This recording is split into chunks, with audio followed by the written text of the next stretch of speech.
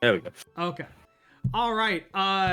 Hello. Welcome to my session 0 for the new game that I'm running on Mondays for the campaign called the Eveorian Chronicles. So that's how you pronounce it. Yeah, the Eveorian. Yeah. How the fuck do you pronounce that E word? So thank you for joining us, or thank you for watching if you're watching a recorded version of this.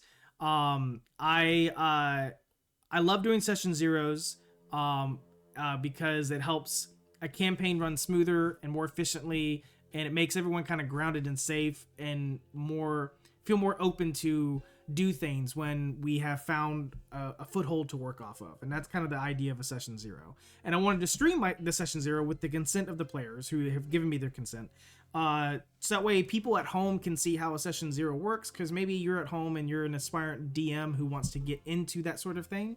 And you are curious about how session 0 works. While this isn't like the epitome of session 0s, it's an example that you could, adapt and work around. And the slide deck that I'm going to be using tonight, you can find the link in my bio at some point. I'll post it in the next day or two. That way you guys can copy it and use it as you see fit as well.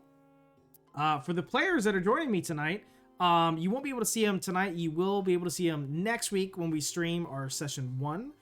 So you will hear their ethereal voices in the wind, but it is my ugly mug that you'll be looking at for the duration of tonight. And I think tonight we will it won't take us long.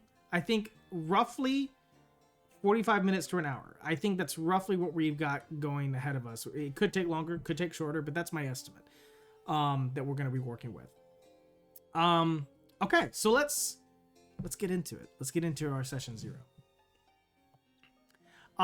Okay, so for the session 0, I've broken up into 5 different sections. You've got your introduction, which is meeting me. The players are going to be meeting me. This is actually the first time some of the players are meeting me, and same for me meeting them. And everyone's going to get to know each other in like a quick little introduction. We'll do some expectations, talk about the expectations for the players, for the DM, any scheduling and safety rules, house rules, which is my favorite section, and just rulings in general. And then we'll talk about the campaign, the setting, the tone, the people, all the factions, the guilds, all that cool stuff. And that's going to be like one of the coolest parts of tonight is when the players get to dive into the campaign and kind of see, where their character may fit. So a lot of that is going to be very important information for them. And then we'll talk about character creation, which I know my lovely players here have already started dabbling in creating their characters. And maybe some stuff tonight changes their minds, maybe it doesn't. But tonight will be the night where, like, okay, they're going to be solidifying the idea in general, in theory, what their character may look like. And then we'll get into session 1 prep for next week. So let's do some quick introductions, and I'll start us off, guys. And then whoever feels, taking the reins afterwards can go ahead. But just, quick introductions, for those of you who don't know me. My name is, Chris Fitz, he, him, and I have been doing D&D for the last 10 years. I've been a forever DM for the last 10 years. So I hardly ever get to play. Right now I'm actually playing Curse of Strahd as a player. I've never played Curse of Strahd before, which is crazy to say the least, but it's really fun. And then fun fact, what is something nothing to do with TTRPGs. I'm a teacher by day. I teach kids at day, so that's my day job. I'm a teacher. You may see some of that kind of spill over into the D&D world that as a DM, you may see some of those skills come to play. My aspiration for this game is that hopefully I'm able to facilitate a table that you guys get to have fun at. I want to tell a story with you guys. It's not my story. I just give you guys the setting and you guys get to have fun with it. So I'm hoping that we'll be able to tell a wonderful, cool, awesome story. Who would like to go next? You know what? Go next, or do you want me to go? I can go. I'll start us off. You can't see me, but I'm Gabs. I use she, they.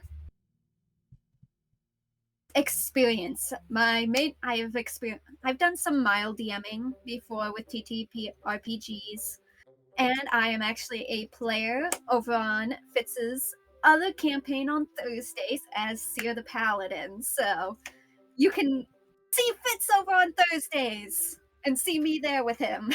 Fun fact. Well, I'm going to kind of lead off of Fitz again here. My fun fact is I also work in education, but as a paraprofessional, not a teacher. And then aspirations, I love playing D&D. It's so fun. It gives me it's a creative outlet, and I like making stories with others, which always leads to some funny moments. Okay. Thank you. Would you like me to go, or would you like your sister to? Do you want to go? Sure. All right. I thought since you're sat together, it might be easier to do it that way. Yeah, that's true. Hi, I'm Moon, or Winter by some people. And my pronouns are she, they. Sorry, my sister just gave me a high five.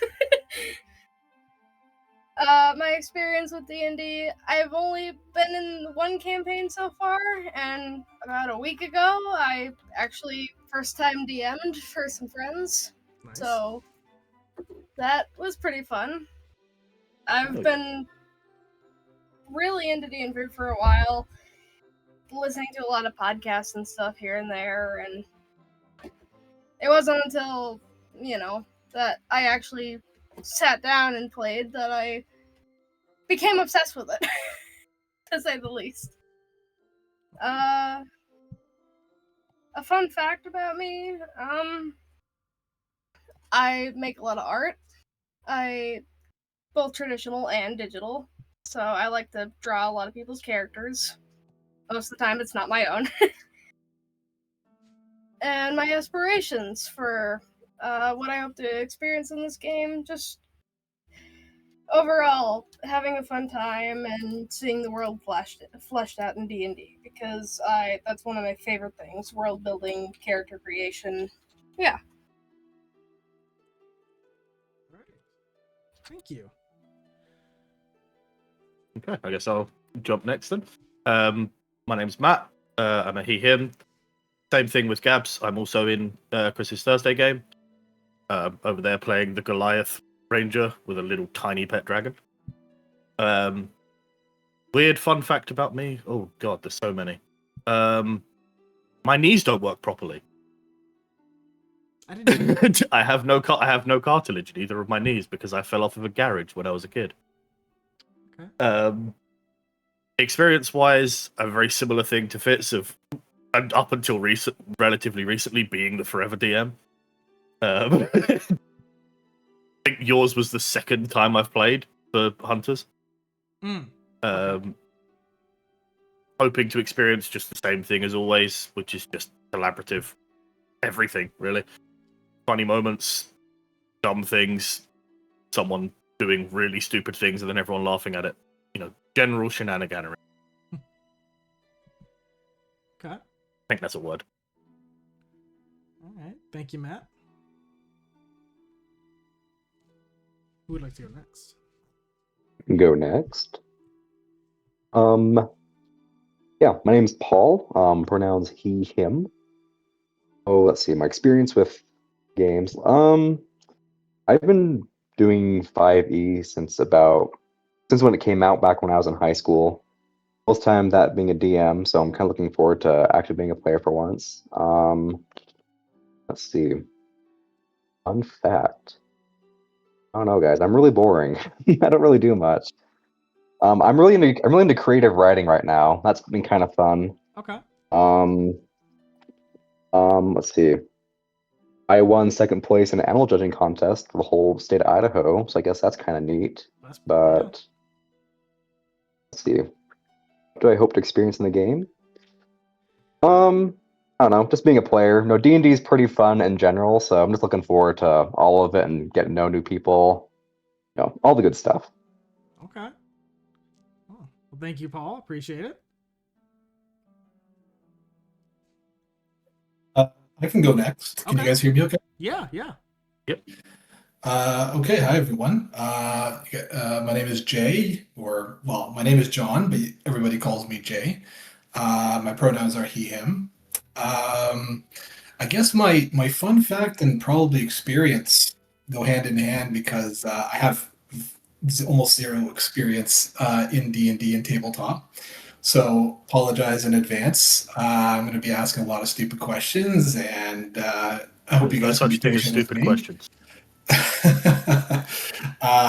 But yeah, fun fact I guess is my first real experience with anything D&D was playing Baldur's Gate this year, or I guess 2025. So what I'm hoping for getting the RPG is just kind of immersing myself into the world. I like to flesh out characters and kind of see how they play into the storyline. So I really like the concept of like side quests and all these things, which I think help flesh out the characters. So yeah, just hoping to experience that and everything else that comes with tabletop D&D. Awesome. Thank you, Jay. Appreciate it.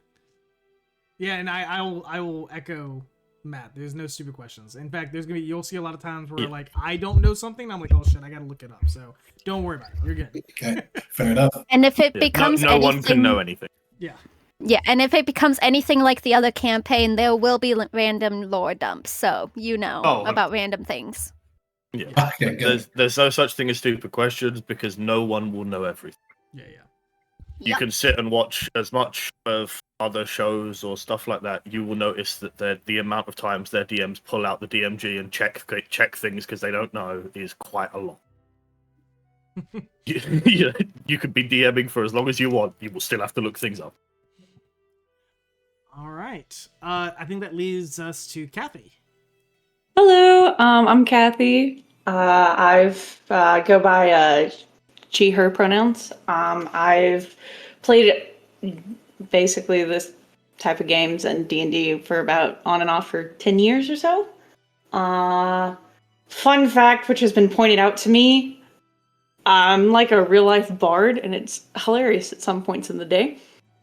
And what I'm hoping to get out of the game is having a good time and getting involved in the story. Okay. Awesome. Thank you guys for indulging me on that. I know it seems very day one of college type of introductions. I do that one because Very AA meeting. Yeah. I do that because one, I want to see how people kind of like address people and how they talk, because it lets me kind of get to know the character, the players before the characters, and how comfortable one may be over when doing something, and it also gives everyone an idea of what everyone's experience level is. And at the table, we've kind of heard that there's a lot of people that are really experienced in one way, and then there's some people that are kind of new to the medium, and that just shows us that this table is going to have a wonderful time because we have fresh eyes or fresh takes in D&D mixed with veterans who kind of know some stuff, and so we can lean on each other for those awesome story moments, which I love. I love it when I have new players at the table because I can tell that the game is going to go amazing. Not that it wouldn't go amazing if I had a bunch of veterans, but like it's just, I always like bringing in new blood. I think it's always fun seeing it from their, living it through their eyes. Okay, so expectations. This is kind of like the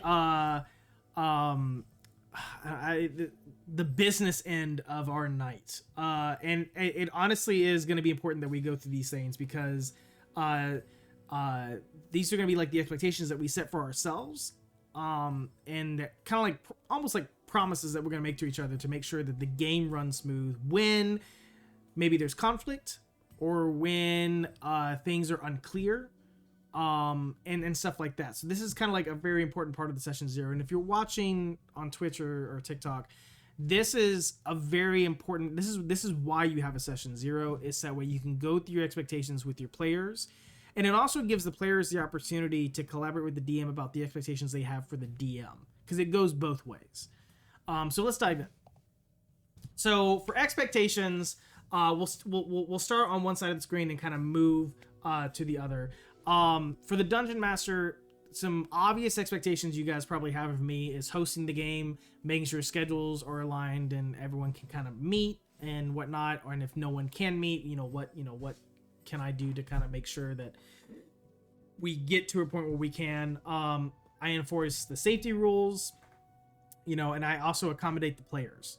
I would hope that I'm rules oriented, but also fun oriented. So there's gonna be times where the rules do matter, but I'm not a stickler for the rules all the time. Rule of cool is cool, I think. But there will be times where I'm like, okay, we kind of need to ground ourselves in the rules. So I'm pretty flexible and adaptable depending on the circumstance. And one of the other obvious expectations is cultivating a world for you guys that you feel like you belong. One of the things I pride myself in as a DM is I want to make a world where the players feel like their characters belong. It's not my story. I give you guys like plot hooks. You guys can take them or whatever, but it's going to be the story that you guys tell. So, if you're a DM at home and you're watching this, when you do session zeros, it's very important that you let your players know that their actions are going to matter and that the story unfolds at their speed. There's no, depending on the vibe of the table, keeping those things in mind. For the players, some expectations that I like to set forth for the players is threefold. One being collaborators, meaning that you guys or players are working with each other instead of against each other, which means we're being inclusive to the best of our abilities and we're team players. That can mean a lot of things. It's pretty vague in general, but basically what I mean is we're all telling the story here today, or not today, but we're all telling a story, and so we want to make sure to include others in on the story. If we see someone who hasn't gotten a lot of screen time or hasn't, we're 2 hours into a session and someone hasn't spoke, we got to make sure we get that person in.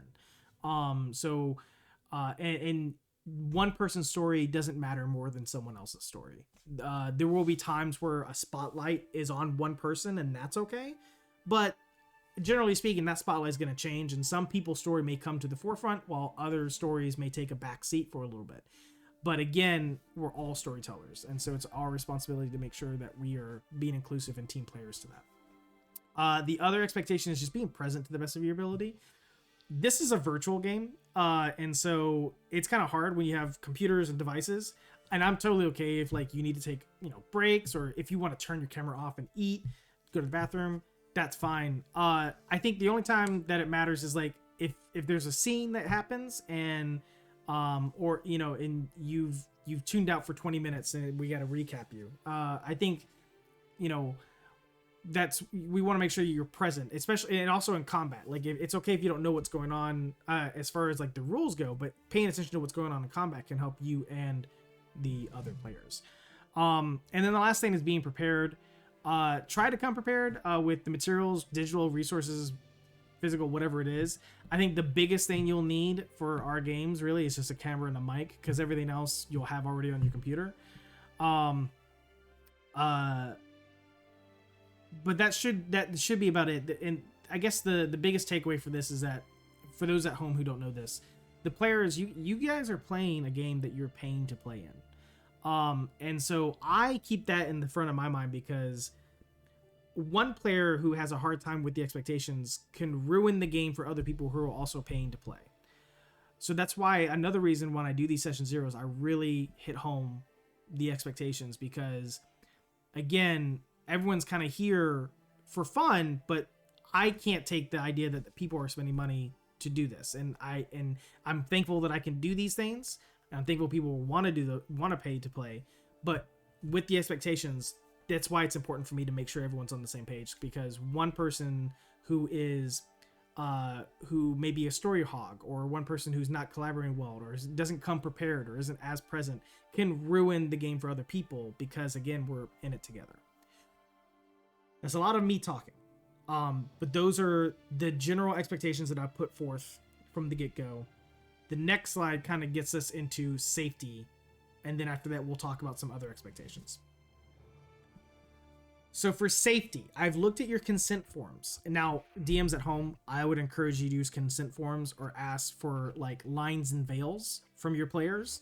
So that way you kind of get an idea of what you should stay completely away from in your games and what things can be kind of talked about, but not in detail.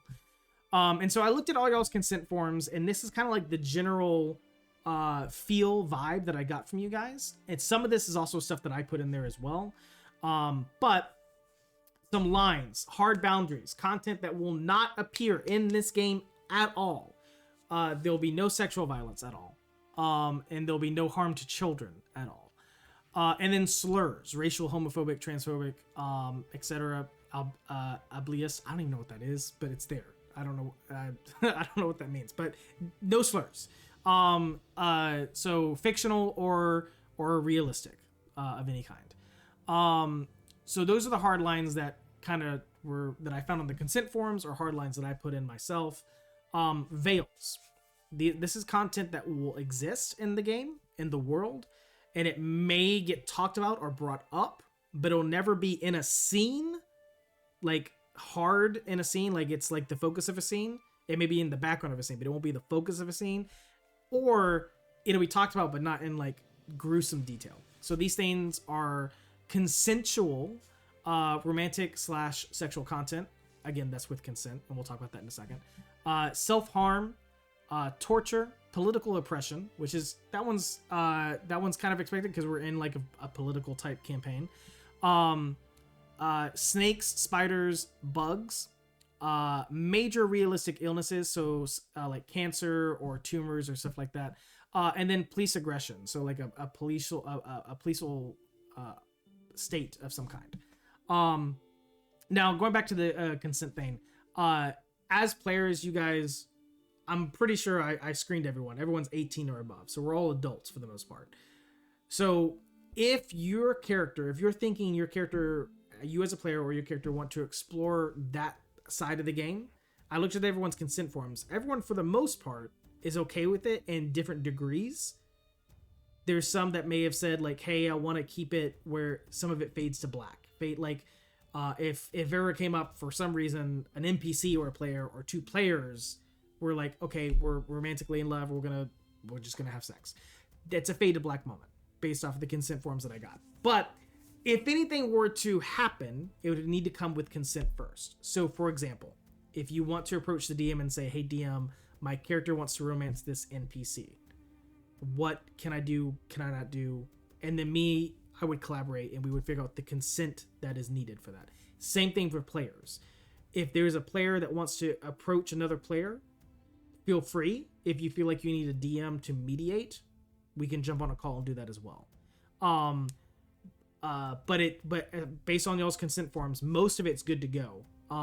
Like I think the surface level romantic sexual part is greenlit. That you can show that stuff on screen, but there's some of it that'll fade to black, and we'll talk. We can get into that if it ever comes up. Before I go any further from this point, is there anything else last minute that you guys want to bring up in terms of safety, and consent, or anything else to bring it to my attention or to the other players' attentions?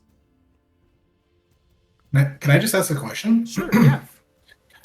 With that piece there with snakes, spiders, and bugs, totally get it. But is that kind of saying that we would never experience fighting things like that, or it gets more granular? So that's a very good question. One that I also was gonna have for the people who put it on their consent form, because I know who put it on their consent form.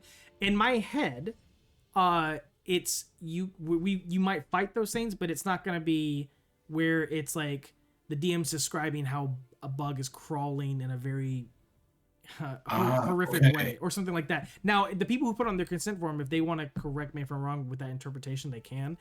But it's never like out of the head. Like for example, there's a species called the Yuan-Ti who are very snake based. In the campaign, they're non-existent anyways because I haven't really made a spot for them. But that doesn't say they would never show up.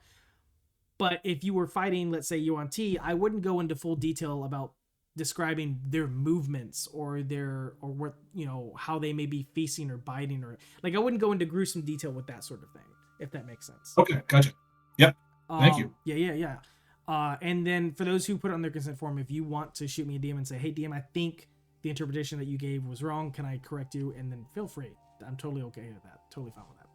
Also, I want to clarify the word you weren't sure about is ableist, and it's for people that are disabled. Thank you. I appreciate that. So yeah, there will be no slurs against that either. Okay. Any other questions or concerns or anything going for safety? No, we're good. At least Moon Speak and now I or are. from hold your peace. Okay. Well, you don't have to forever hold your peace. This could be one of those things where you like want to talk offline. and Speak that's now fine. or hold your peace till later. Yeah. Oh, thank you, David. I appreciate that comment. David is I put this slide deck on my TikTok at one point, and I've edited it since then. But I think a lot of people have used it before, so that's good that people were using it. I'm glad. Okay, moving on. So other expectations. Thank you for the follow. I think someone just followed. Thank you. I appreciate that. I can't see it, but I appreciate it. Thank you. Other expectations. So PvP. This is something I like to tackle from the get-go. Going back to that point where I said we're storytellers and we're coming together to tell a story. For my games, I do not allow PvP. The only time PvP may come up is for one reason, really, and that is because a villain has used dominate person, has taken control of someone in combat. It will never be to the point where outside of that where hopefully there's two players who want to solve their issues by fighting. That is not going to happen. And the reason I say that is because in my experience, I have seen that trope end a campaign. And I don't want us to get to a point where we're trying to solve an issue with combat. So with the idea that we're storytellers first, and we're coming in to tell a story for not only ourselves, but other people watching as well, I'm taking PvP off the table. There may come a point where you want to clarify something. For example, I think even you did this in the last session Zero we did, where if it was either you or someone else, where you guys had asked, what if there's a moment where I'm trying to do something faster than my ally, and it could be you have two different goals and you want to do it faster than the other person, and then we may get into initiative that way, but it's never going to be I need to attack this person to stop them. That's kind of the I think at one point I asked similarly whether or not there would be something akin to a sparring. Right. Oh, I think that was what I asked last time. I mean, yeah, light sparring and like that could be a good narrative device that we could training, use. quote unquote. Yeah, training is fine. Yeah, that's fine. But I the general sense that I'm getting is solving issues will never come through PvP. Yeah, my thought was more someone wanted to know how. Someone that didn't use a bow wanted to learn how to use a bow. Yeah. Someone who uses a bow could teach them, or vice versa. Yeah, totally acceptable. Totally acceptable. With a bow, it doesn't make sense for it to be PvP, but like a sword and shield, maybe. Yeah. Okay. The next expectation is anti-murder. I can never say this together. These three words I can't say eloquently together. Anti-murder hobos. There we go. So you guys are going to be playing in a game that's kind of morally ambiguous, which means sometimes you may be good aligned, sometimes you may even do something that would be considered evil aligned, but that doesn't mean that you're going to go around killing every single person just because you don't like the way that they are behaving, because again, that's not going to make for a great story. It's also not the vibe that we want to set for each other. Dice rolls. The only rule I have about dice, you can roll them virtually, you can roll them physically, because I have trust in you guys. You guys wouldn't come. You guys are serious about D&D. You guys are serious because you want to play. You're paying to play. That shows you have a serious mind for playing. So I'm gonna trust your dice rolls. But all I ask is don't assume you can just make a roll and make it without it being prompted. The reason I do that is because I've had players in the past just roll randomly and say, I rolled a 22 history, what do I know? It's the intent behind it. It can come off a bit aggressive and sometimes rude and disrespectful, especially not only to the DM, but to the other players as well. It's someone throwing their quote unquote weight around at the table. So with dice rolls, as long as it's prompted and asked, go right ahead. And again, it can be a virtual roll or a physical roll, doesn't matter to me. I will be using virtual roll because it'll be a lot easier for me because I'm going to be rolling for different creatures and such, and it'll just make my life easier.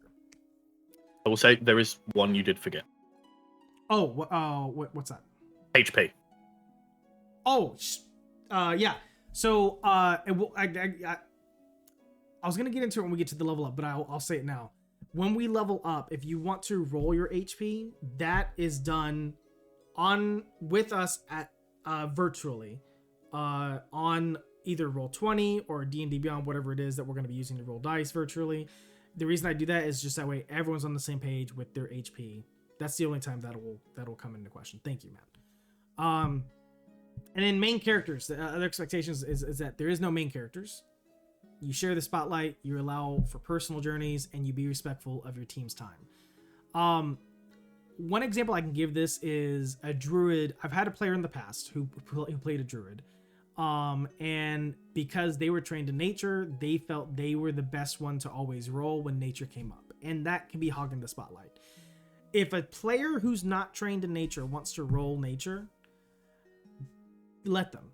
You can also tag on to your roll, but it shouldn't be expressed in such a way that, oh, well, the druid's trained in nature, they should be doing this roll. And that takes agency away from the other players, and I don't want that to happen at all either. And I'm sure you guys would want that same respect. So, allow people to fail. If you see someone failing, that's okay. And failing, what I mean in terms of like their story development, it's okay to fail.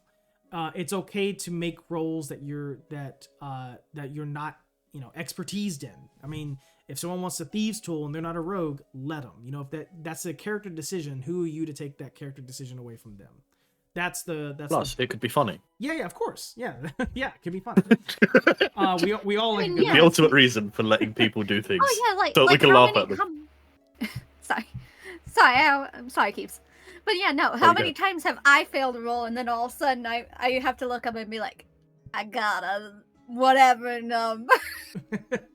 Yeah. And then it's really funny. Exactly. Okay.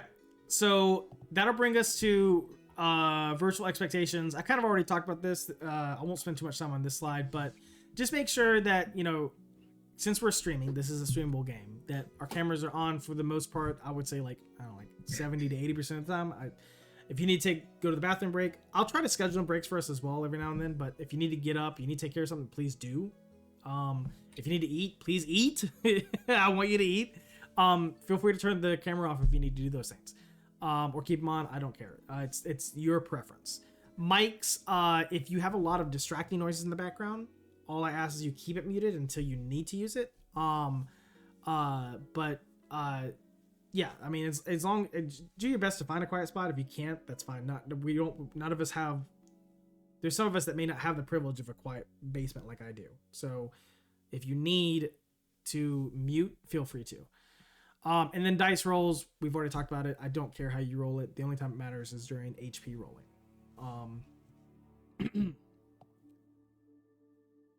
Let me go back real quick.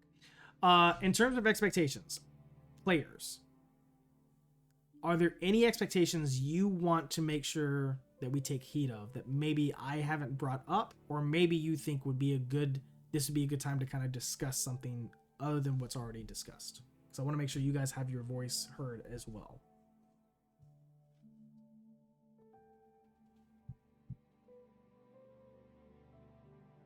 I don't know, mainly just to, I guess, kind of agree that with you that there's no main characters. That I know I sometimes speak over on accident, like what just happened with Keebs, but it's like we're all here to play and like Fitz said, to tell a story. And I've said it a million times to Fitz, and now all of a sudden I can't remember the quote, but someone told me a quote once where it's like, your story may not be the whole page of the book, but that page could be someone else's main, like, whole reason, I guess. It's a big turning point for them. So even if the chapter isn't for you, it could be someone else's major chapter point. Mm-hmm. Thank you. I appreciate that. As for the speaking over each other part, when using something like Discord, that a lot of it isn't necessarily avoidable. Yeah. Because you do have internet delay and Mhm. stuff like that. So Yeah, I've always I mean, there's times in our Thursday games where like many people want to talk, and I've learned to just like take a back seat and just wait because like the desync can be like crazy that day, and I've just there's no way to know who's gonna go first until until the desync clears itself up, which can happen. Totally fine. Okay. I also think it'll be a lot. Oh, sorry. No, go ahead. Go ahead. I also think it'll be a lot easier when we all kind of have our cameras and stuff to like see who's about to talk because right now we don't have them on, so it's a little harder because we can't see everybody. So That's fair. That's a fair point too. Yeah, with the cameras, it could give us a little bit of a clue of who may be wanting to take the stage for a second. All right, moving on to scheduling. So we are slotted for Mondays at 7 p.m. Typically, what that'll mean is, I mean, we got on the call at like 6:55, but my Thursday people know that sometimes I'm a little late, and that's because I have family obligations. So even though our Thursday games are supposed to officially start at 6, they never do. They always start at like 6:10 or 6:15, sometimes 6:20. So we're slotted for 7. Just keep in mind that it will never start sooner than 7, but we'll never start later than 7:20. Like I'm always trying to get into a hurry to get things started for you guys. We'll probably play on average 2 to 3 hours. That's our average. There may be nights where we could, if everyone's up for it, we could go to 4 hours. I doubt we'll make it to 5 because it's EST starting at 7. That's going to take me to midnight. So I doubt we'll ever get to a 5-hour game unless something really extraordinarily is going on. Plus, I know there's some of us that are living in a different hemisphere. So the time variance is completely off. But yeah, so 2 to 3 hours will probably be our average playtime. Once a week on Mondays. If for some reason a player misses, we have 6 players. So if one player misses, we have 5 players. If 2 players miss, we have 4 players. I want to ask how you guys feel. If we're missing 2 players, which means we have 4 players here. If there's only 4 people playing, I'm canceling the game. Because we have such a small group, and this is a narrative heavily focused game. Compared to, let's say, the people who play my Thursday games, which isn't as narratively focused. And missing a whole session could be detrimental to your experience. So if there's only 4 people playing, I might pivot and say, hey, let's do something else tonight. We'll do a one-shot and do something else, or we just cancel altogether. Or we, but if there's only one person missing, then we can have a discussion, hey, this person is out. Do we feel comfortable continuing? And if not, say now so we can reschedule. I'm gonna open up the floor to you guys and ask you guys what you guys think of those ideas.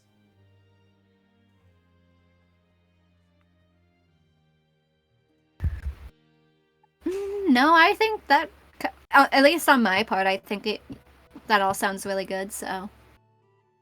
Okay. For me too, I really do agree with the if somebody is missing though, having just a general talking conversation about it, hey, are we all comfy with continuing?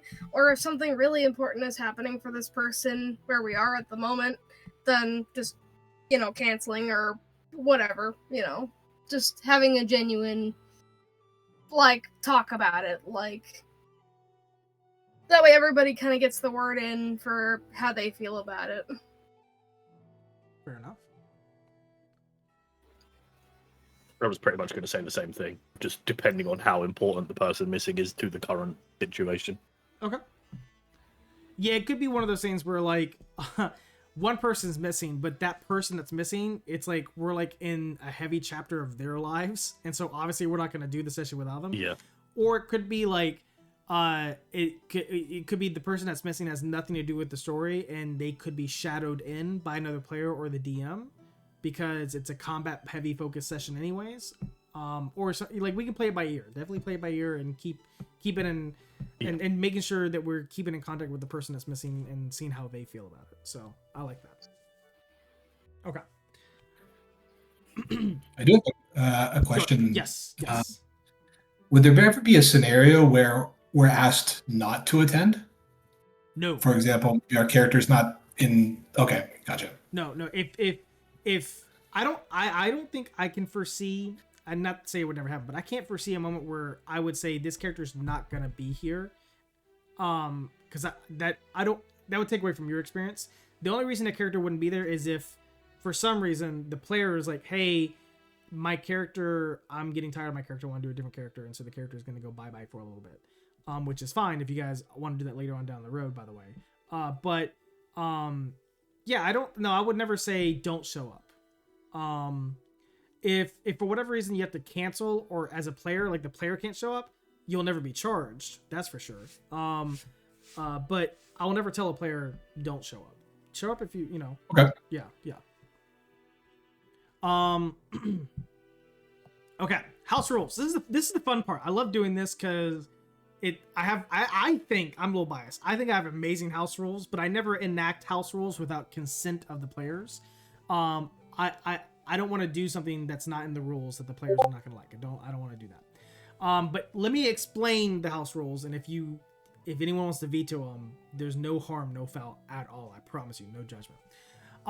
But in typical fashion, the house rules I use are really beneficial in y'all's area. It's more beneficial for you than it is me. Okay. House rule number 1 is health potions, full action.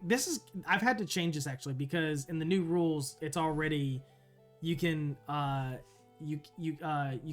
down a health potion as a bonus action. That used to be my old house rule. My new house rule is that as a health, someone did something. I got a notification. Hi, D. Oh, hey D. Hey D. We love D. We love D around here. D is my DM. She's also a player in my Thursday game, but she's also my DM. Okay. She's actually the only DM I have currently that I've had in the past 8 years. It's crazy. Thank you, D. I don't know what you did because I can't see, but thank you. I heard a notification. D subbed. Oh, she's amazing. Okay, so health potions, the house rule is if you use a full action to down a health potion, you don't have to roll. You just get the max that you would have gotten. So if you're using a regular healing potion, I think it's 2d4 plus 4, you just do the max. So it's 4 plus 4 plus 4. So you get 12 HP because you used a full action to use it. In normal rules, all you have to do is use a bonus action to take a health potion, but you have to roll it because it's a bonus action. It's really quick. You don't get the full, some of it spills off your face. I don't know. But so that's the first house rule is if you use a full action, it's optional to use a full action, then you'll get the max. I've never heard it put that way. Yeah. You try to drink it too fast, so you miss your mouth. Yeah. It's a bonus action. It's really I've always thought it was just you're making sure to get every last drop with the action. Yeah. Not that you're being more careful so you don't spill it everywhere. So that's the first house rule. The second house rule is critical hits. I disdain the way that Wizards does critical hits because they're based on if you roll really badly, it's not going to feel like a critical hit. So I do your max plus whatever you would normally roll. What that means is if you're using a longsword, one-handed, that's a 1d8 damage. So if you crit with that, what that means is it's going to do the full 8 automatically, and then you roll a d8. So let's say I roll a 2. So it's going to be a total of 10 right off the bat. And then I add on my modifiers. So if I have a plus 3 strength, then it's going to be 12 plus 3, which is 15. That's better than doubling the dice and I roll snake eyes. It's just so fundamentally better. So crits are max plus your roll. The same goes for me though. So while you guys will be able to crit on me using that rule, I'll also be able to crit on you using that roll. So just that's something to keep in mind. If that's something you don't want to vibe with, that's okay. But just knowing it goes both ways on that. Recaps. I like to do something for the players that way they can earn inspiration for free. I think humans get inspiration for free anyways. But for once per long rest. Yeah, once per long rest. But if you decide you want to do a recap, what I mean by that is you do a recap from your character's perspective, almost like a journal entry. If you type up a journal entry from your character's perspective, recapping what happened in the last session, you get free inspiration. Because one, it's fun to see things from different characters' perspectives, and two, it takes the load off of me having to do the recaps all the time, which I'll do if I have to. But I think it's fun to see what the character was thinking about what happened last time, because I'm not in y'all's heads. I don't know what you guys are thinking as your characters until you voice it. So, and same thing goes for the other players. Not that if you write a journal entry that it's assumed that everyone read it in the game, but it's fun just to see as the players to see it as well. So you get a free inspiration if you do a recap, and everyone can do it. So everyone could do a recap and everyone would get inspiration, because again, it's different perspectives, different POVs. The fourth house rule is one of my personal favorites. It's counterspell versus counterspell, which is going to equal wild magic. This will happen rarely, but when it does, it's always fun. I have a custom D100 table that I do for if someone was to counterspell, someone else counterspelling.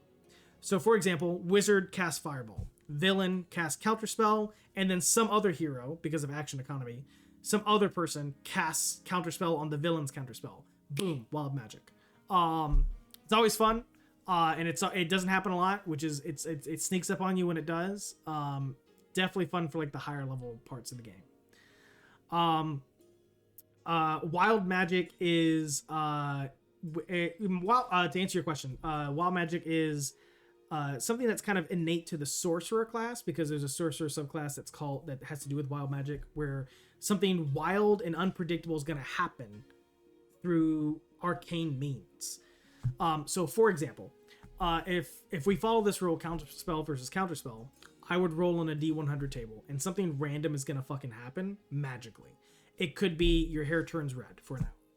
It could be you cast mass polymorph on people within 30 feet of you and they're stuck for that way for like 10 minutes. Like, it could be something it's just random. 100 different things that could happen. My absolute favorite is the sorcerer turning someone into a potted plant. Yes.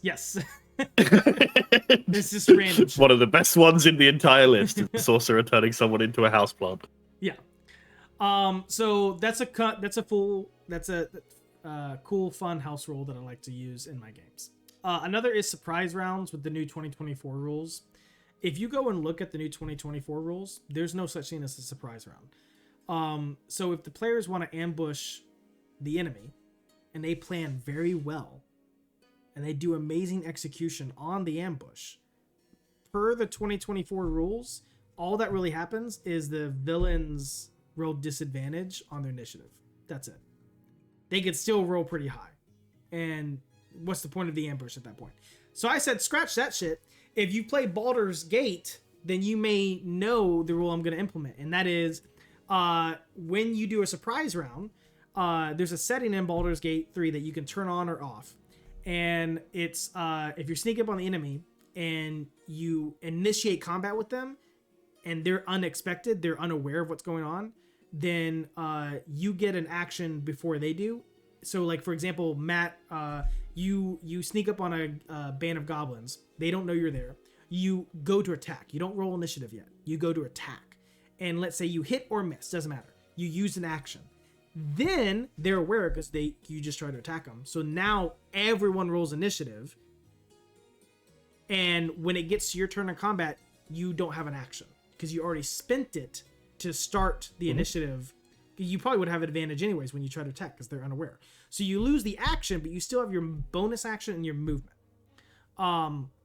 So if you've played Baldur's Gate 3, you probably have seen this in action.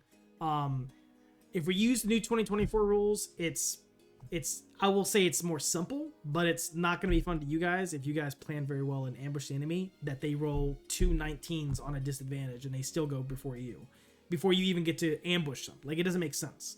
So I'm gonna take a step back, and I want to hear from you guys if there's anything that you have questions about, or if there's something that you want to say, hey, Fitz, I don't know if this is gonna work with me, or hey, can we tweak it? Like, I want to hear from you guys. As a player of Baldur's Gate, I think that makes sense. So we're also saying, like, if all 6 of us are able to sneak up on those goblins. Potentially all 6 of us could have a round before they would act. Yes, absolutely. Okay. Gotcha.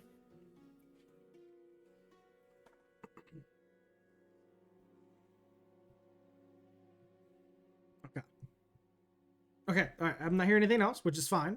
I'll push on. If at some point later on down the road we were using these rules, and you're like, "Hey, again, Fitz, I tried the rule. I was open to it, but now I'm starting to think I don't know about it." I'm open door policy. Let me know. I'm open to criticism. In fact, my Thursday game, people know that there's some things I've enacted in that game, and they say, "Hey, let's tweak this." I'm like, "Yeah, let's tweak it," obviously, because I want the game to be fun for you guys. So let me know if something's not vibing with you guys. All right. I will say that Fitz is very good at that. He's awesome at that, and he makes the game so much fun. And I'm so glad he's my DM twice over. That's very kind of you. Thank you. That's good, kind words I like to hear. Means the effort I'm putting in is working. All right, so this is the fun part for you guys. We're done with all the the business end of the session 0. Now we're gonna get into the actual campaign and talking about how your characters may fit into it, so forth and so on. So we'll talk about the themes, the calendar, the pantheon, the setting, the guilds and factions, and these are things that you may want to draw inspiration for your character creation. I know you guys have been already deep in character creation mode, and I told you guys that's fine. Try to keep things a little loose in the backstory, because you may hear something tonight that completely changes the trajectory of what you want to do. Or it may not, but I didn't want you guys to solidify anything yet, just on the off chance that I say something that's in the lore that contradicts with what you came up with, or I say something that you think, oh, I'd rather do this instead. So that's kind of the reason behind why I told you guys to wait, is for this session 0. And I like doing character creation with everyone at the table, not so we know each other's secrets. We can still do character creation with secrets, but it helps put everyone on the same page about the character creation. Because if you don't, it's disconnected. People may start to feel a certain type of way when the campaign starts rolling. Okay. So themes. So the biggest 3 themes, the tone of this game, first of all, the tone of the game is going to be somewhat serious, but that doesn't mean there can't be humor. That doesn't mean you can't laugh. We'll still have all that.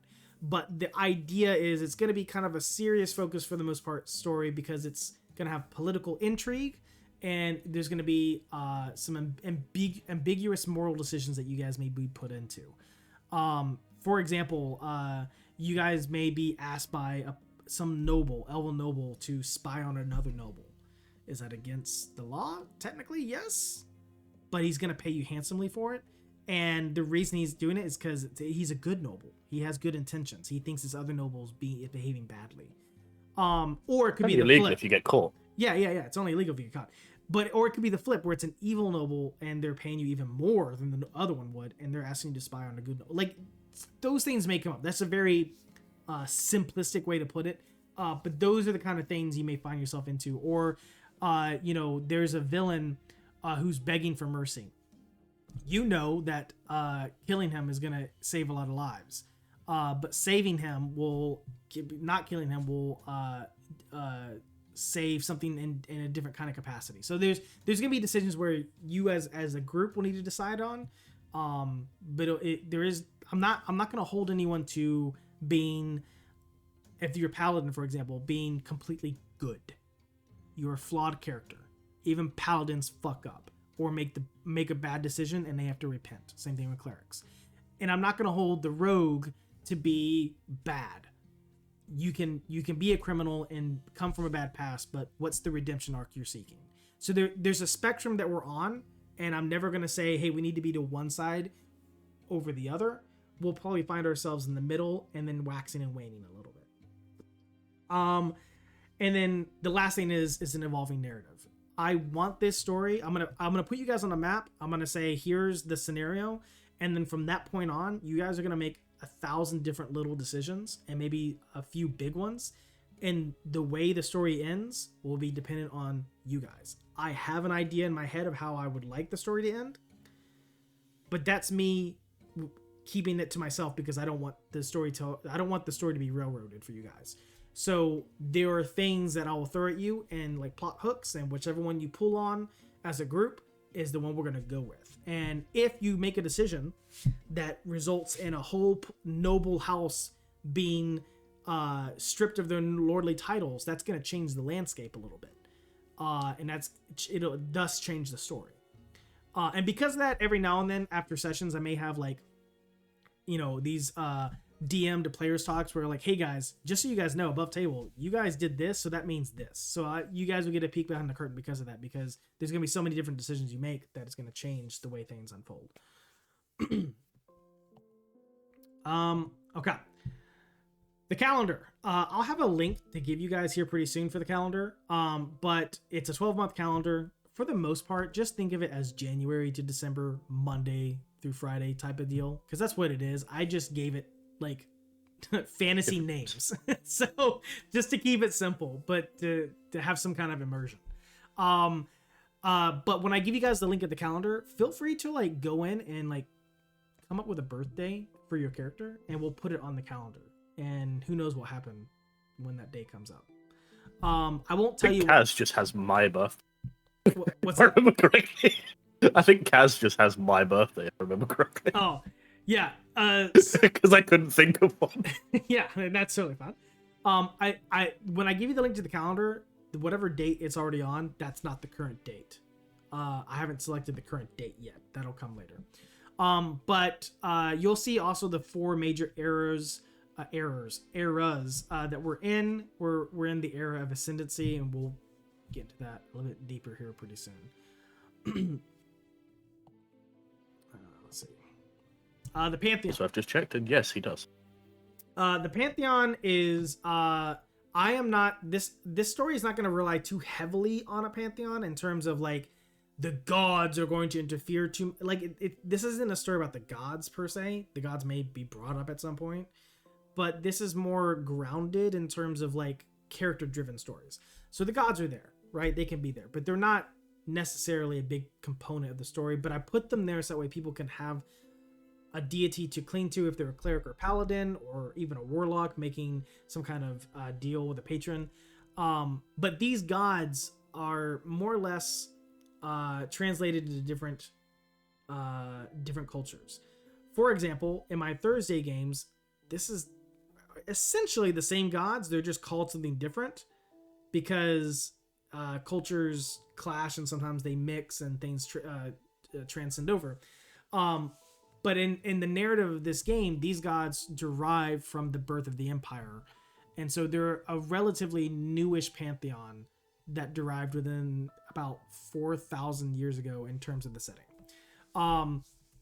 And when I get into the lore drop later, you'll understand why. But basically, there's like this deal that the gods made with the mortals, and they are going to back out of everyone's mortal life. They're not going to interfere directly, per se, in mortal affairs. So that's why the idea is character-driven, not god-driven.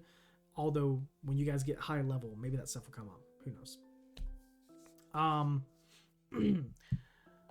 And then, obviously, if none of those gods were, like, you vibe with, then feel free to pull in Forgotten Old Realms, Faerun, whatever. Bring in some of the gods that you guys know so much about from D&D lore because you've played Baldur's Gate, or for whatever reason. Like, these are just some examples and some suggestions, but if there's a god or deity you want to bring in, collaborate with me. I'm totally open for it. We can totally make things happen. These are just ideas and suggestions, a baseline, if you will. I will say, outside of these deities, the Eveorian Pantheon, another big deity that kind of pops up is Bahamut because of the Dragonborns. There's, in some of the lore, back in the age of the First World, dragons were a big deal. They're the primordial force of the world. Magic kind of spans from them. Like, they have this special, unique connection to the weave. So Dragonborns, they have a pretty special position within the world because of that. And even the elves realize this. And in the lore, you'll see, I think I've already sent you guys some of this, but Dragonborns have noble ties now because they are inheritors of the world. They're not really, they're not they are under imperial rule in terms of laws, but the emperor themselves doesn't go and like fuck with them. Like they have a special place within the empire. So like Bahamut, for example, may be worshipped by the elves in some kind of capacity, because the Dragonborns have such a unique place within the world. But that's just an idea, and a scope of to look at, a perspective to consider. Factions and guilds. So the major factions are going to be the great houses of the empire. There is 1, 2, 3, 4, 5, 6, 7, 8, 9. About 9 elven houses, 5 human houses, 2 gnome houses, and 3 dragonborn houses, but they're called clans for their sake. And then there's factions themselves, like guilds. And then there's magical institutions. I could go into detail about each one of these. I'm not going to, because a lot of this stuff you'll see on Roll20 when I give you guys the link. Like, if you want to know stuff about the great houses, all the great houses have a note in the Roll20 that you can go up and read up on their house. I have player-facing lore for them, so that way you can go read up on them. And such. But like the reason I have some of these things up on the screen is that way during character creation, if you're like, Fitz, I need some kind of connection. I don't want to be from the Empire. I want to be from Aethor. Okay, cool. Let's talk about the city-states of Aethor, or let's talk about the cloud giants of Nibelheim, who are over in Aethor. Or maybe we talk about Fitz, I wanna be like a rogue, and I want to be a part of a I know I'm going to be in this guild called the Ebоnclad, but I also want to have ties to a rogue place. Well, Rook's Crooks works perfectly in that capacity. We could talk about that. I want to be a bard and I want to report on things. There's the Imperial Bulletin. So like there's different factions that we can either tie ourselves to, or another purpose of this is just to give you guys a scope of major players within the world as well. So you guys have access to that, so I'll keep going. Like I said, I'm not going to go into full detail with these just yet. The map. So I already sent you guys the map of Xeridu. So Xeridu is the world, the planet, and there's different continents, but the two that we're going to focus on is Aethor and Ethid. Ethid is the one to the right. Aethor is the one to the left. And the Empire resides on Ethid. And you'll see the capital in the direct middle, Arvanduril. That's the capital of the Empire. The city-states on Aethor, so you got Nibelheim, Birchwood, Kartarn, Eotane. Those are they're not within Empire control. They are their own individual states, their own different types of government. For the most part, they're actually ruled by cloud giants, which we might get into tonight or at some different point, but they're not under Imperial law or sovereignty. But the reason I have a map in general, this map is made on Incarnate. If you're a DM at home and you want to make maps, go to Incarnate. That's where this map is made. You can make world maps, region maps, city maps, battle maps. Perfect. There is a subscription. I think there's a free subscription, but you can also pay, which is what I do because I use maps a lot. Yeah. The free version doesn't get quite as many assets, but it does still have access to the basic general world building. But the reason I have this map is I like having, for whatever reason, I like being able to say getting here from here takes this long.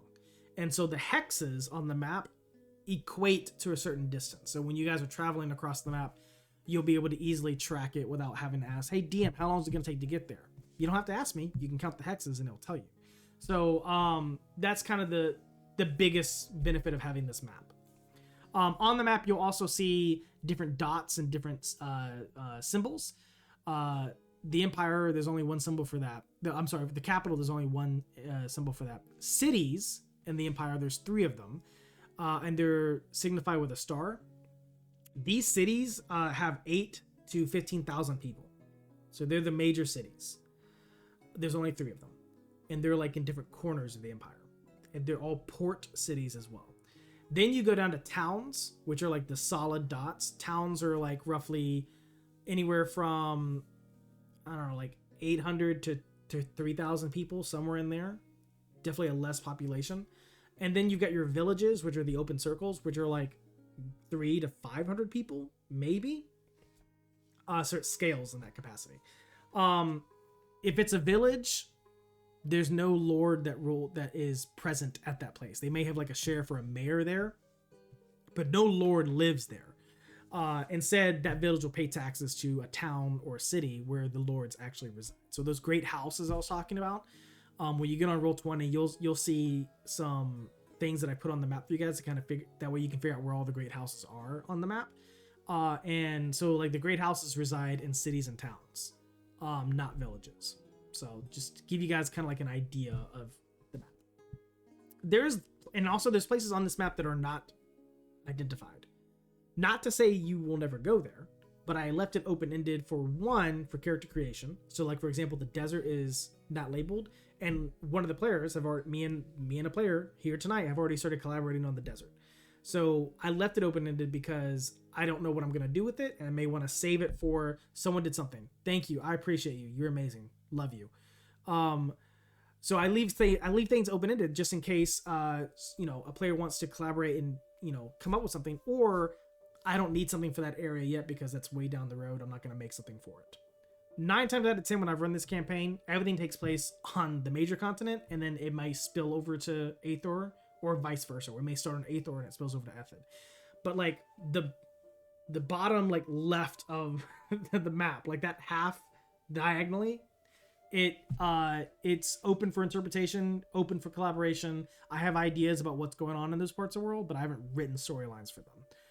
I will say the big giant island that's in the middle of the sea there, I do have a one-shot for there, and it's a level 20 one-shot, and I only run it like once a year. It has something to do with a rainbow dragon, so if it ever comes up, we'll talk about it. But it's really fun.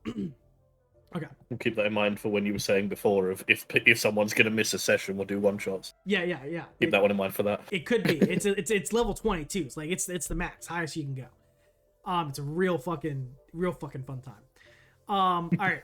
By the way, I haven't said this yet, but we're all 18 plus, and this is an 18 plus stream. Feel free to curse. I don't care. I was in the Marines. I have a pretty trashy mouth when I'm not careful. No one fucking cares. Just put it bluntly. Okay, so I am not going to read what's on the screen. I already know what's there. This is mainly for you guys, the players, and for whoever's watching at home. In fact, let me go ahead and my camera's going to be in the way in some of this, and I'm sorry about that. There's no way to avoid that because the script is going to change on each side of the screen. But more or less what this does is gets you into the setting and kind of tells you where the world is coming from to where it is now. Again, there's 4 major eras. I did it again, eras. And the biggest takeaway is that there was the era of strife, which lasted 5,000 years, and that's when the elves were at dispute. They were put onto the planet, and then they started squabbling about who should rule, and which god was right. Was Corellin right in his doctrine? Was Loth right in her doctrine? Or was this random individual right who ascended to godhood and became the Raven Queen? Were they right? And so that resulted in the Crown Wars, which not only the elves fought in, but other different species and lineages fought in, but the elves kind of took the major part of that. And that was an era of strife. No one was winning. There was no winner until the very end, and even then there wasn't really a winner. But then you get into the era of ascendancy, where the empire kind of flourishes in its birth, and where it gets to the point 4,000 years later where we're at now, with House Everwin, which is the imperial family. So our story takes place on Ethid with the Everwin house, which is the royal elven dynasty, and it's been ruling for 4,000 years. Off the top of my head, I think there's been like 8 to 10, somewhere in there, rulers. Could be, the numbers could give or take. But there's been about 8 to 10 different transfers of powers within that family. If it's a male heir, then they marry someone, whoever the offspring is, they inherit. Same thing with female, like if it's an empress. It doesn't matter who the empress marries. It's still the empress's family. So whoever her heir is, that's who's taking over. So it doesn't, that marriages don't matter. It's just direct bloodline for the imperial family. The current ruler is Emperor Aurelian Everwin, and he's been ruling for about 106 years. I'm trying to remember his age. I think he's like in his 300s, if I'm not mistaken. But he's an elf, so right, elves have this longevity. But he's been ruling for about 106 years. His rule has been the most controversial rule in the Empire to date, and because of his decrees, because of his controversialness, the Empire is starting to fracture. It was already fractured before from different other rulers, but his is where the camel's starting to the camel's back is starting to break, because humans have been brought into the fold as lords. They've been given noble status. They've been ennobled, and so a lot of elves are like fucking twisting their necks around trying to figure out why would he do this. It's against elvish culture. The Empire started with elves. We've already expanded to gnomes and dragonborns. Why are humans getting a stake? So and there's other things at play as well. That he is his rules it's causing strife amongst the Empire. It's been 4,000 years of peace, but at what point? I mean, the Empire can't last forever. That's like the major. This is kind of the major conflict. Is the Empire is not going to last forever. How's it gonna end? How is it going to adapt and change? Are humans going to become so prevalent that they take over the Empire? Is that a possibility? Like, those are the questions that a lot of elves ask, and so forth and so on. So not only is all that happening, there's, the borders of the Empire are also struggling because the Empire has been expanding for 4,000 years. And the more it expands, the economy kind of takes a toll. Things cost more, there's higher taxes, or there's less people to man the borders. Like, things get stressed to a certain point as the Empire grows. We saw this in real history with the Romans. The shit happens. So as you get bigger, things get a little bit harder to manage. And so the great houses start to squabble for reform and control over the Empire. And so that's where the political intrigue comes in. And you'll start to see this as you play into the game, that there's some noble houses that are scheming, for sure. Scheming for what? The throne? Scheming for different laws? Or what are they scheming for? Like, it's unsure, but they're definitely scheming. Because they see it's very noticeable there's cracks in the Empire. It's going to fold in on itself at some point. It's just a matter of when. So while the Empire is struggling, we got shit going off on Aethor as well. And whatever's going off on Aethor is also affecting Ethid. Because there are people flocking to Ethid, fleeing from Aethor, because shit is desperate over in Aethor. There's dark shit going on. They don't have to worry about imperial squabbles. They're worrying about their fucking lives. Because there's a mountain range that is on to the west of the city-states of Aethor. And the mountain range is called the Apathon Tips. And on the other side of those mountains, something devious is going on. Something dark is stirring. And every now and then it spills over into the lands of the city-states of Aethor. So much so that people are like fleeing to the Empire, maybe even illegally seeking refuge, and it's putting stress on the Empire. The Empire is like, hey, why don't we just take you guys into the fold? Join us, we'll give you protection. But before the city-states could say anything, these cloud giants descended from the sky, established Nibelheim, a city-state, and gave protection against the darkness. And that power translated for a certain amount of decades until everyone was ingrained in it. And during this time, the cloud giants are like, hey, there's only one way to stop the darkness that is coming into these lands, and we got to do something called the reaping. And so, yes. So, sorry, TikTok died. Oh, that's okay. If it died, it died. Okay. Yeah. I just wanted to let you know, because all of a sudden I checked it and it was gone. Yeah, that's fine. I just wanted to give you a heads up. No, it's fine. It's fine. It happens. I didn't have the highest hopes for TikTok tonight. People can go into Twitch. That's where the money's at. Not really. It's not where the money's at. That's just where streaming's at. Okay. But I appreciate you. Thank you for that heads up. So the giants, cloud giants, are like, okay, we'll do something called the reaping. And so in order to appease this darkness, we're gonna make sacrifices. That's what we have to do to survive. Because if you go to the Empire, you're not gonna be taken care of. You're not going to be. Your best bet is stay here, and we'll appease the darkness with sacrifices. So they reap from the city-states to offer to the darkness to keep it at bay. Some people don't want to be reaped. Some people are still afraid of the giants. It's a different threat to their way of life. And so there's migrations happening from Aethor to Ethid, again putting stress on Ethid and only adding fuel to the fire. But to say the least, that's none of y'all's concern for the immediate future because you guys are fucking under arrest. You guys are chained and ready to be executed. Why? That's for you guys to decide. That's where the fun part comes in. It's because you guys get to decide why you're being executed. Maybe you were framed. Maybe it's a misunderstanding. Maybe you're actually a criminal and you rubbed a noble the wrong fucking way. Or could be a myriad of reasons. But you're gonna collaborate with me or each other or on your own and decide, what it is that put you in the executioner's path to get your head lopped off. Because that's how I have a weird question relating to. Okay. Are duels illegal? Are duels illegal? That's a good question. One that I would say, because I'm just thinking, do I want to make sure I don't go dueling random people and get arrested again? I have to take a look at. I'm a nerd. I've actually made laws for this place, and I haven't given them to you guys because I don't want to get too nitty gritty into it. But I don't think anywhere in my laws it says dueling's illegal. Okay. But there is laws like nobles have certain laws that give them privilege. Okay. But we could collaborate and say dueling is illegal. We don't have to keep. I don't mind. I was just clarifying whether or not I need to avoid dueling people out in the street for no reason. Yeah, well, that's a good question. I can clarify it for you as we get closer to session 1 then.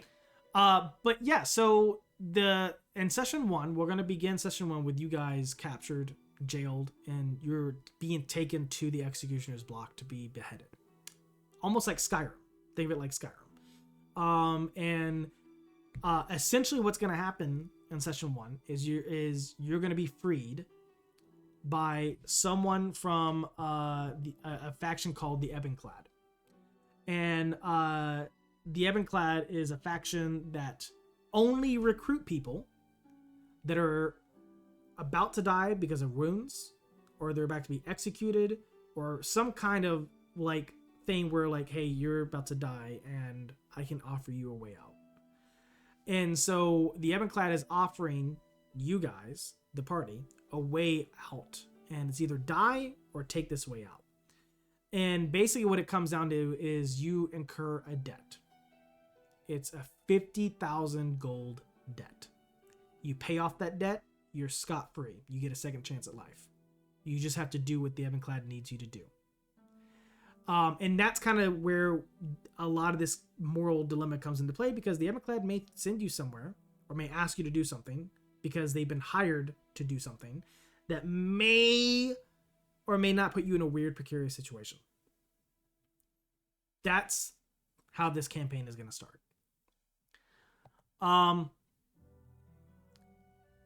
Character creation. Before we get into this, I've been doing a lot of talking, and I apologize if some of you have nodded off. I tend to do this sometimes. I try to stop myself. Is there anything you guys have questions on so far?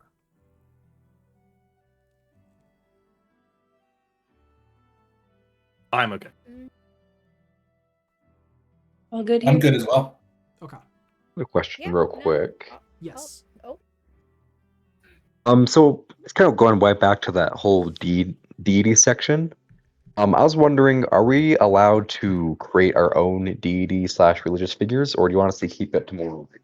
I am Official totally sources. open if you want to make something. I just need to be filled in, and I want to have the opportunity to collaborate with you. But yes, you can. Okay. Cool. Thanks.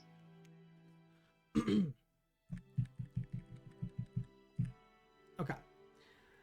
Character creation. You guys have kind of already done this, so a lot of this is unneeded, but I want to go over it just in case. And this is good for the people who may be watching who are, again, aspirant DMs who want to become great at session zeros.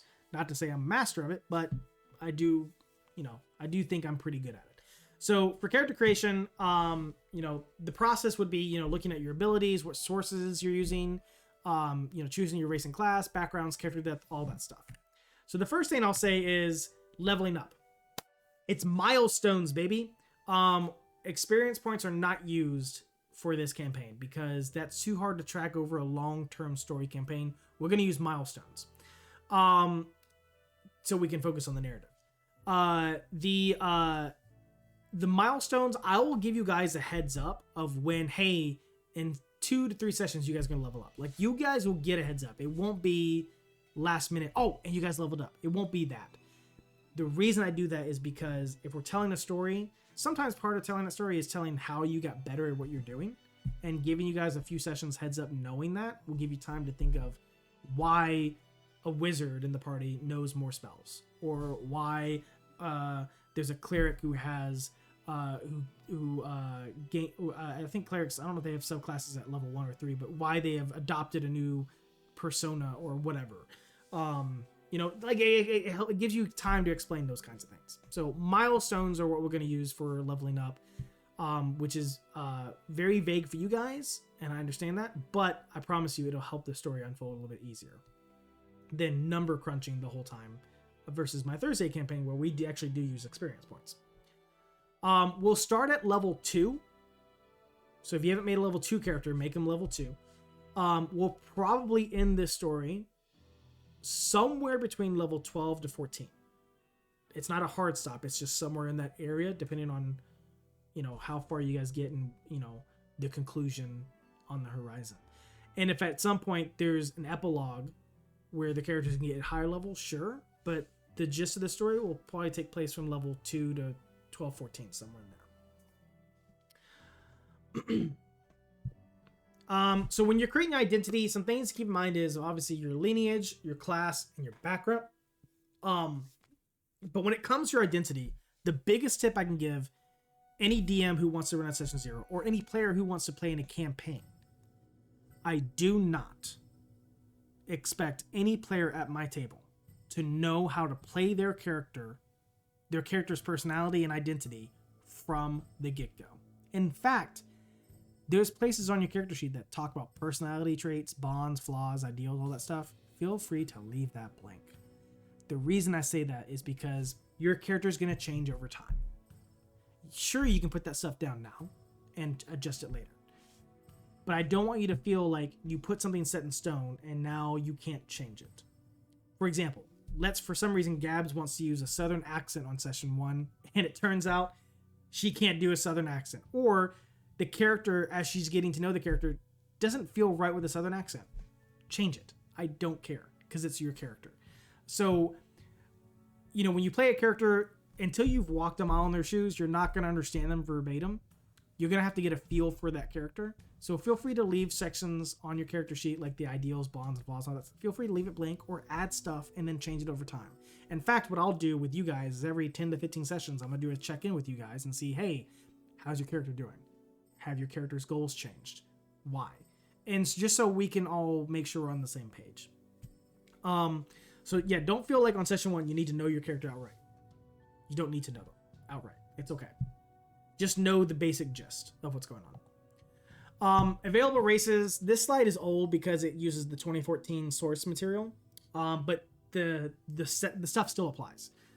So these are a lot of these are some of the races that you have access to. You guys have already picked out races, but I just wanted to give you guys these options in case you weren't sure exactly what you were open to. So the 2024 stuff is what we're using, by the way, just FYI, we're using 2024 rules because it puts everyone on the same page. There's a reason for that. It puts everyone on the same page and it makes it easy and seamless. But all these races are totally applicable if you want to play them. Either one, doesn't matter. So if tonight you're thinking, oh, I was playing an Eladrin, which I think 3 of you guys are doing, which is totally fine.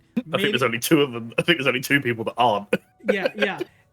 If you're like, oh, I wanted to be Eladrin, but oh, I didn't know I could play a Minotaur. Yeah, of course. Why not? The Empire, its population is vast and diverse, so don't feel like you have to play an elf you can play almost anything as long as it's published by Wizards and I can access it through D&D Beyond. That's totally fine. Oh, but I can play a drow. Those are dark elves. So that's the big thing I wanted to hone in on. So in the lore, the drow and the surface elves have kind of broken away from each other. So if you decide you want to play a drow, you can, but it's going to take heavy collaboration in terms of how we do it. And because if you choose that, you're going to have to inherently take on a sense of responsibility for that character and how the Empire reacts to them. Just know it's going to come with a little bit of burden because of the lore. Not to say you can't play them, but you will be asked to face certain challenges because there's surface elves and the drow that don't see eye to eye. Something else to point out is that the drow aren't inherently evil in my campaign. So if you choose a drow and you want to be a paladin, go right ahead. Same thing for the goblins or the hobgoblins or the bugbears. You don't have to play them evil. You know, it's very fluid. Okay. Classes. All the classes are available except for, I think, the Dampier. And the only reason I'm saying no to that is, well, actually, that's a race. Oh, that's a class. Oh, that's a race. Yeah, it's a race. Never mind. Yeah, I think that's the only one that I didn't have listed up here. The only reason I'm saying no to that is because it's relatively new, and I am not prepared to bring that into this story element. Maybe we can revisit it later on, once we get a feel for the campaign, and I get a feel for how it could fit.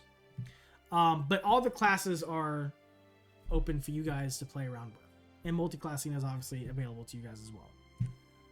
Backgrounds, there is, for the 2024 rules, backgrounds are very important because not only do they give you a feat, but they give you a sense of the character. I think their revision of backgrounds is pretty spot on. I love it because it does a lot for the character. So, these are things you want to think of. Again, you don't have to have anything set in stone, but it would help to start having ideas for these things. And then in the slide deck, I've linked some things that may help you with coming up with stuff, depending on the character that you choose. Like if you want to be a druid, there's a lot of druid stuff in there for you. If you want to play a dwarf, I've got dwarvish stuff in there. These links will take you to other resources or things to help flesh out your character. I do have one question, quick. Yes. With regards to, you mentioned multi-classing. Are we using prerequisites? Yes, please. Thought that would be worth checking. Yes, no, that's fair. If you're wanting to multi-class, do use the prerequisites listed in, I think it's in the PHP. And if you're unsure what the prerequisites are, let me know so I can send them to you. But basically, it's like if you're going to play a bard, if you're going to play a wizard, but you also, for whatever reason, want to be a paladin, there's a certain requirement you have to have in your abilities before you can just become a paladin. You need to have at least a 13, the base ability of class. Yes. Yeah. Okay. There was something. Art and character tokens. I will make the tokens. All I need you guys to do is send me whatever art you're using. I don't care where you get the art from. Just send it to me. Or if you have a token, send me the token. I'll make the actual token for Roll20 because we're going to use Roll20 for our virtual tabletop. So if you have art or a token already made, send it my way so I can input it on Roll20. There was something on this page that spurred something to me that I was trying to think of what I wanted to say. That's right. There is a link that I'm going to send to you guys once we get done with most of this. I'm going to send you guys a link, and in that link, it's going to be a Google Doc. It's going to look overwhelming at first, guys. I apologize in advance, but you do not need to do it all tonight. It's just questions that are going to help you figure out your character. Feel free to ignore most of them. They're just there to give you like an idea of what to think about if you wanted to be in depth the detail of your character. So I'm going to send everyone a Google Doc link. I think I did this with my Thursday campaign as well. You guys may already have that stuff. But it's basically it's a Google Doc that's going to have your character background info and their story, and it's a tangible thing that you and me can reference when we're talking about your character. I like having that because if I'm talking about your character, I don't want to forget stuff because I can't be forgetful. I need to have it written down somewhere so I can reference it, or if I'm doing prep for a session and it's going to tie heavily with your character, I may want to go reference something that we talked about. So it's something tangible that we can look at when we're discussing your character. So I'll send those links here shortly. But it's going to have like a long list of questions that you can or don't need to fill out. But yeah. Oh, what did I do? I think I'm actually done with this because we're talking about this. Okay. I'm going to pause. I'm going to send you guys the Roll20 link. While I'm sending you the Roll20 link, feel free to bombard me with questions or clarifications that you may have.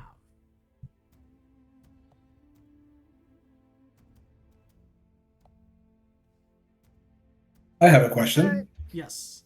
You go first. Oh, okay. So I know you were saying the campaign will probably run from 2 to somewhere around 12 to 14.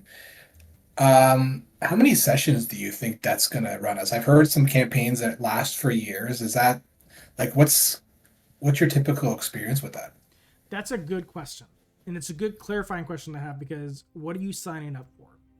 How long am I asking you to invest time into this game?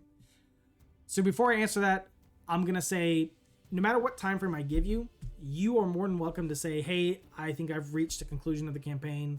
I want to bow out, and no one's going to judge you for it. Just putting that out there. Some people just want to play for like a month because they have an itch they want to scratch, and that's also fine. So no matter what, come and go as you please.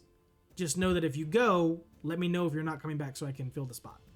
That's all I ask. But to answer your actual question, this campaign could take anywhere from 6 months to a year, depending on how fast or slow the story goes. I've done this campaign a few different times. One time it took 2 years.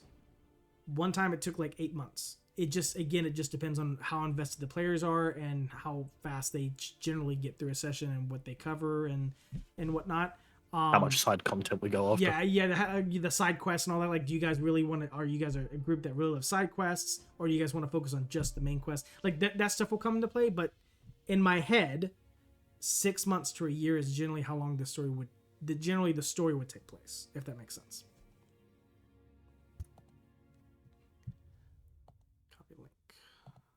Cool. Okay, this might be kind of a dumb question. No dumb But- questions. Nope. We talked about this earlier.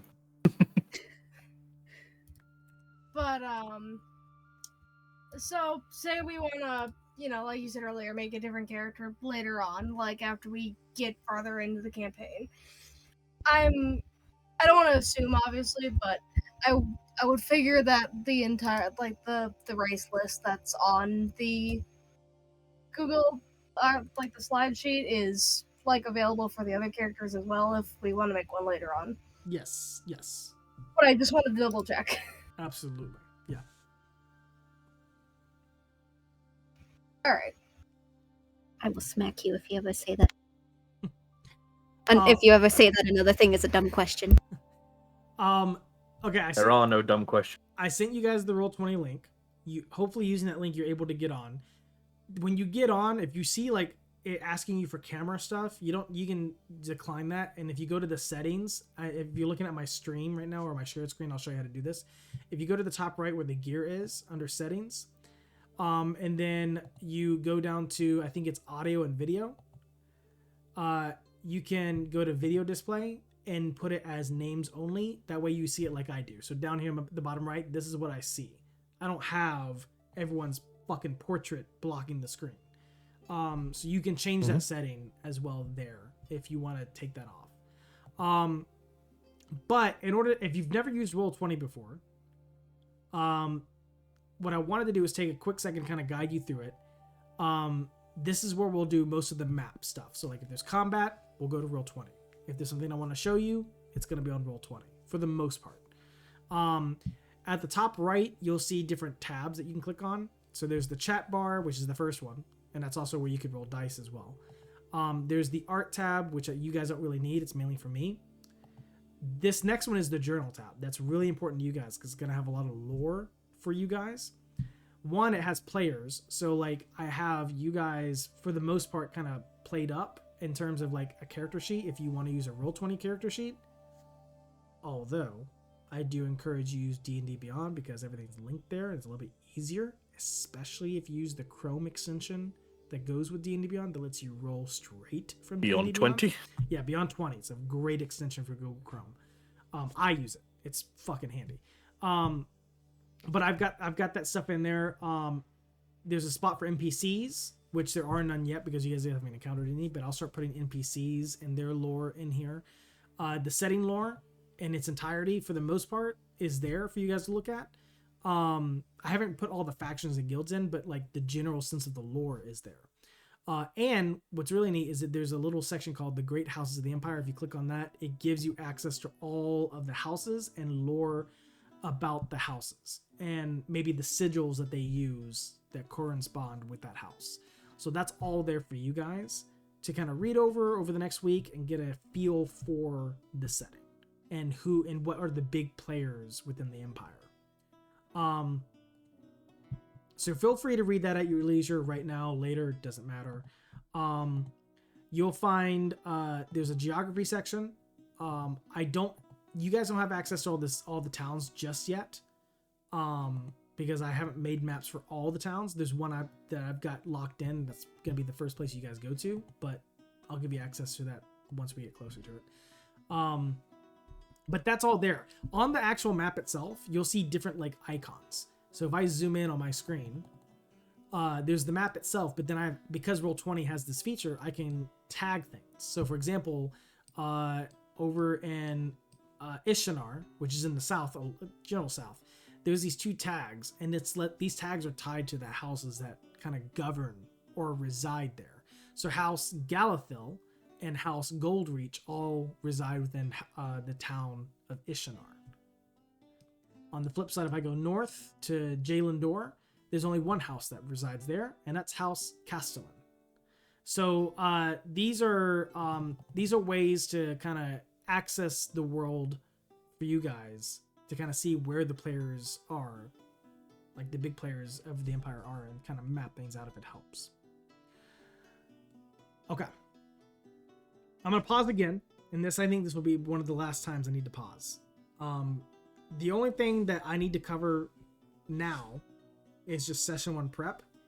So by session 1, here are the things I need to have done is tokens and art. So if you get something sent, you can use Hero Forge and dolly up a character that way and send it my way. Or if you've got art you commissioned or you want to draw, whatever. I will share the Google Docs with you guys at some point tonight or tomorrow so you guys can start filling stuff out. You just need one of the big things you'll need before session 1 is a reason for why you're being executed. And then at some point in this week, I want to schedule one-on-one with you guys to collaborate and finalize your character. For example, I think I've met with Matt and Kathy about their characters already, but we didn't solidify anything. We just kind of talked about broad strokes. So, yeah, it was just rough ideas. Yeah, so I want to schedule time with you guys one-on-one where we finalize your character and I have a better grasp of what character you're playing and you know that I know what's going on and we're all on the same page. So over the course of this next week, sometime in the evening, 30 minutes or however long you need just to go over your character. We don't need to solidify a schedule right now, but I'll reach out to you or you guys can reach out to me so we can meet before session 1. And if you don't have time to meet before then, that's fine. We can meet sometime after session 1 as well. Because again, you don't need to know your character full outright. You just need to have a reason why you're being executed. So I'm going to stop there. I for all intents and purposes, my part of the session 0 is done. I know I've talked a lot tonight. I apologize if that was a lot. I just want to hear from you guys. If there's any questions or if there's something you're interested in doing and you don't mind saying it in front of everyone, like this is that time like to collaborate. So I'll leave it open for you guys. So I'll come in here. This was incredible experience for me. Just running through this, this is like obviously being a first player, really helpful, and so I appreciate you putting this all together. Quick question: when we're coming up with our character's backstory, is it fair for us to kind of pick anywhere here on our map to say like this is where this character would start, and then eventually we kind of have to make a path for that character to be executed and brought into our Vandoril? Is that right? So the last part of that I'll correct, but for the most part what you're saying, yes. So in our one-on-one we can talk about like if there's if like you can give me an idea of what your character is like and we can kind of pinpoint where that character would be from, or if you're just saying, hey, I'm just going to point to the map and I'm choosing this spot, and then from that point we can kind of figure out where the trajectory was laid out for them to end where they're at. To give you guys a better example of where you're starting on the map, I'll ping it for you. So right you guys are going to be right, let's see it, ping right everyone here. So you guys should be able to see where I'm pinging on the map on Roll20. So this hex is where you're starting. And you're going to start there and you're going to head south to the town of Failthwin. So that's the starting point on the map. So if you're trying to think of, oh, I want to be from a certain place, let's say it's the capital, Arvanduril. How did I make it north? Or maybe I'm from Jalendor. How did I make it south? Like those things we can talk about in one-on-one if you want. But yes, I would love to map out like trajectory for characters and how they got to where they were. Okay, cool.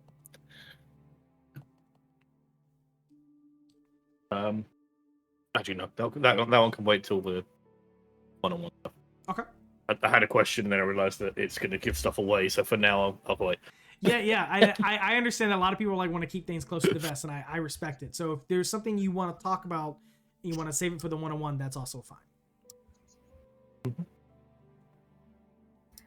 I just had a quick question about like our character creation stuff. Absolutely. So I don't think Gab's mine's right now, but since Gab's and I's characters are kind of like closely, I guess, related. We're twins. Since we're playing twins. Yeah. Do you want that one-on-one time to be like, do you want one of that portion or whatever to be both of us or just one of us, or we can, since you guys are coming in connected in some kind of capacity, we can do it together.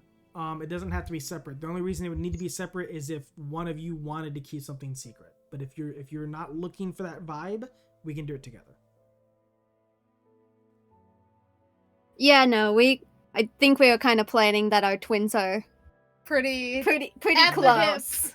That makes sense. So. That makes sense. Yeah. Yeah. I just wanted to double check because I wasn't sure, so I was like, and I feel like that's a fair question because Gabs and I have already talked quite a bit. Yes.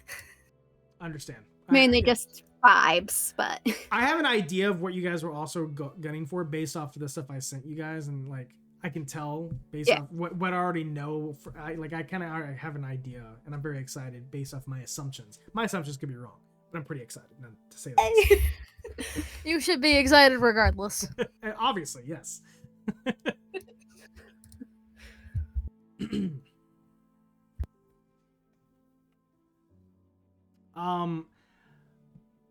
If there's nothing that anyone needs from me, I'll ask one last question and then I'll let you guys go.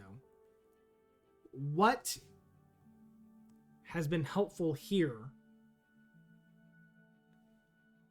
to help you determine your character? Or what is not helpful and what do you need from me to prepare for you when you're doing your character, finalize your character over the next week?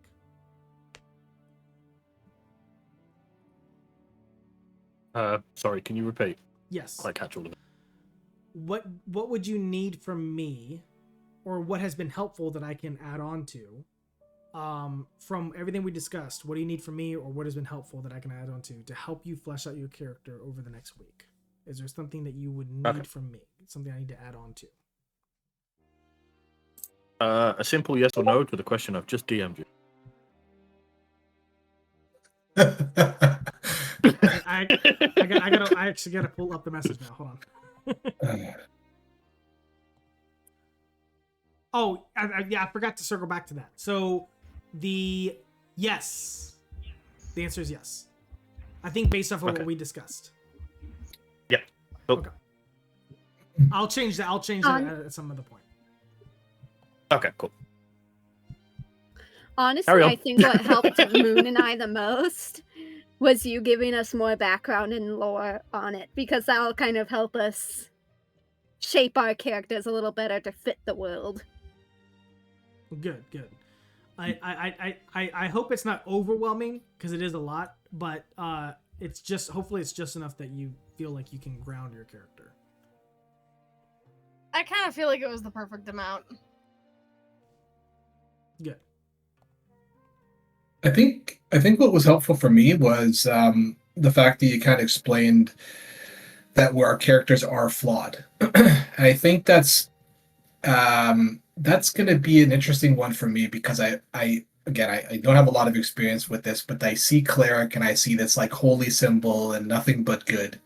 And so what I will definitely struggle with is trying to find that cleric who is flawed and helping understand the reasons for that character to be executed. So I may lean on you when we touch base to kind of help me flesh that out, because I think that's where I'm struggling the most.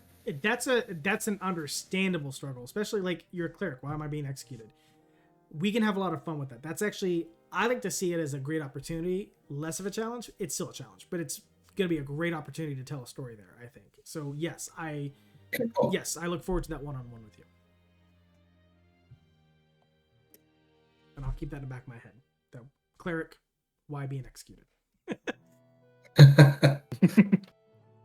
Maybe, I don't know, you healed someone you shouldn't have. Yeah.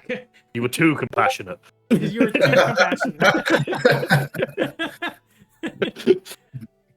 Or sorry, you healed someone. You healed an enemy without knowing they were an enemy. You healed. Consider it done.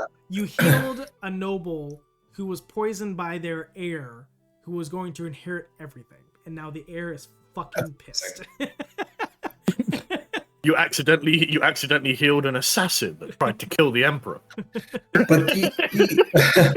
but I think the other thing that's interesting with the story that you kind of framed for us today is that you also said that we're going to be aligned with a group that doesn't always have good intentions. Mm-hmm. So it's trying to find the balance as part of my first role play to not play this kind of goody two shoe, because I don't think that's going to fit the narrative that well, right, if I'm understanding correctly. So I think we'll definitely talk about that. Absolutely.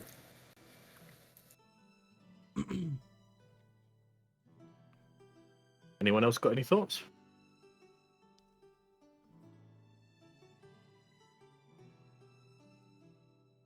We'll take that as a no. Yeah. Right. Well, in that case, I think we can conclude our session 0. We actually went way over time than I thought. I sometimes when I ramble, guys, you gotta stop. I think this is about what it took for But we Hunters like as well, you because rambling. we You had need so to many ramble. questions. Yeah. A lot of questions. And I appreciate the kind words. So we'll conclude there. That's our session 0. Hopefully every now and then we'll come back to this session 0. And when I say come back, it may be just a quick reference. It won't be like, hey, let's do another session 0.